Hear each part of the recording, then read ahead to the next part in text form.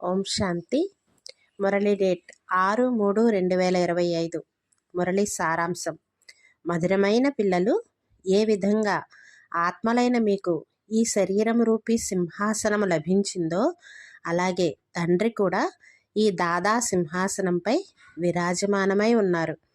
తండ్రికి తనదంటూ సింహాసనం లేదు.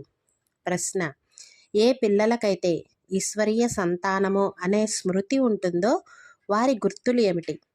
జవాబు: వారి సత్యమైన ప్రేమ ఒక్క తండ్రిపై ఉంటుంది.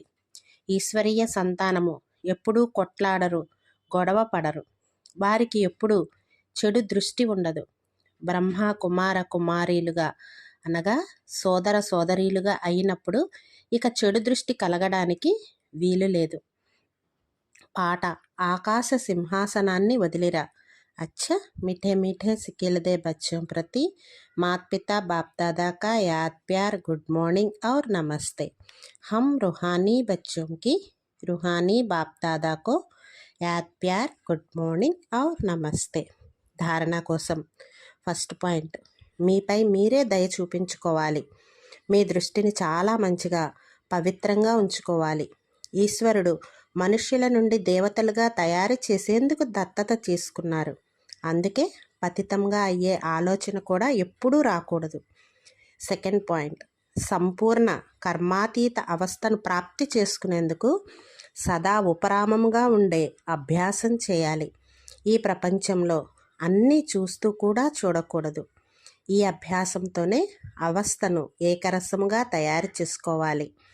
వరదానం: ప్రతి అడుగులో పదమాల సంపాదనను జమ చేసుకునే సర్వ ఖజానాలతో సంపన్న మరియు తృప్త ఆత్మాభవ.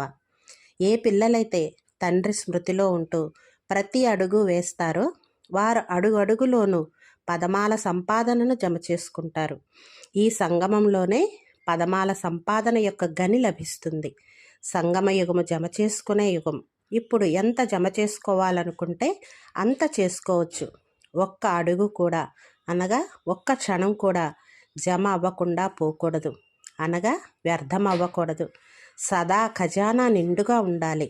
అప్రాప్తి అనే వస్తువేదీ లేదు అనే ఇటువంటి సంస్కారం ఉండాలి.